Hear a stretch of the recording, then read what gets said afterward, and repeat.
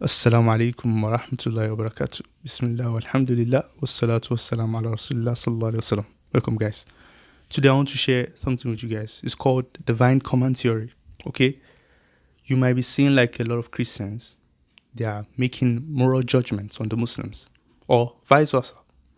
I think this approach is not effective. It doesn't even make sense to me in a way.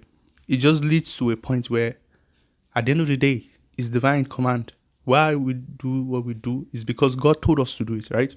So if a Christian comes to meet you and they start telling you some moral stuff like why you do this in Islam, this is not good or something like that, you can just ask him the same question. Why do you do the same thing from your own side too? They will end up telling you because God told us.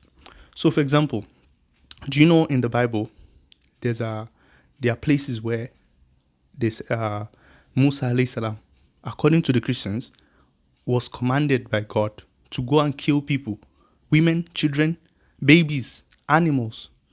I don't know how a Christian, after reading this kind of verse, can come and throw any dirt on the Muslims. Because killing babies, imagine someone told you to kill a baby or animals that didn't do anything, and you can justify that. Christians have, throughout history till today, the apologists, they justify this action based on the fact that God told him to do it. It's God. God knows best. They said, okay, God knows why he told them to kill babies. If you can justify that, then shut up. Just shut up. Don't ever come to us and come and make some moral judgments. Let us just talk about if God is really telling us anything. Let's establish that first. That is why on this channel, we don't talk about what does this verse mean? What is this verse saying in the Bible? I don't care what this verse saying in the Bible.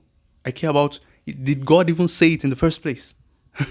Who is your God? Your conception of God. Theology, basically. That's what we discuss.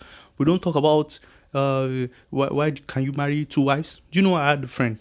This is my friend. He actually called me over to come and talk about it's better to marry one wife than to marry four. Why do we marry four wives? And he started explaining. At the end of the day, I found out like there's no basis for what he was saying. He was just making judgment based on, I think we should marry one wife. Why can't you marry 4 or 10 or 50? It's because God told us that's why we marry 4 or something like this. It's simple. So if you're talking to an atheist, it's understandable that you can say, if the atheist asks you, why do you think this is good? You say, God told me, right? Now, if two theists that believe in God are arguing about, hey, why is this good or bad?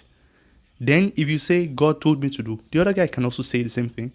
That is why we need to take it up a notch and establish our conception of God and our revelation. We can talk about that, but to come and be talking about some minor issues, he married Aisha at this age, all this stuff is useless and is not productive to people that nobody actually. And by the way, to be fair, most Muslims don't actually talk to Christians about morality or something like this. We don't, unless we are pushed. Most of the time, we like to talk about like theology, monotheism, these kind of things. But the Christians on the other side, they cannot press us on monotheism. They cannot press us on some of these akida or like theological issues. So what do? They start talking about the Prophet sallallahu alaihi wasallam and his character and his relationships and that he fought wars. Wait, talk about war. Did the Prophet sallallahu alaihi wasallam fight wars? Yes. Did the prophets before fight wars? Yeah. So why are you talking about war as if it's not something bad, as if God didn't command Musa alayhi salam to fight wars? Talk about marriage. Did the Prophet sallallahu alaihi wasallam marry more than one wife? Yes. Did prophets before marry more than one wife? Yeah, in the Bible. 700, how can someone you have in your book more than 500 wives or something like this for Solomon? Or even there was never any place where it was condemned to marry more than one wife. How can you come to us and start talking about you cannot marry? But anyway, the whole point of this video, guys, is to show you that don't ever make this kind of arguments to Muslims again. Go and learn about theology and the real things that matter. Let's talk about monotheism. Let's talk about God, not talking about things that at the end of the day, we all appeal to divine command theory at the end of the day. So I hope you benefit from this video. See you guys later. Wassalamu alaikum wa rahmatullahi wa barakatuh.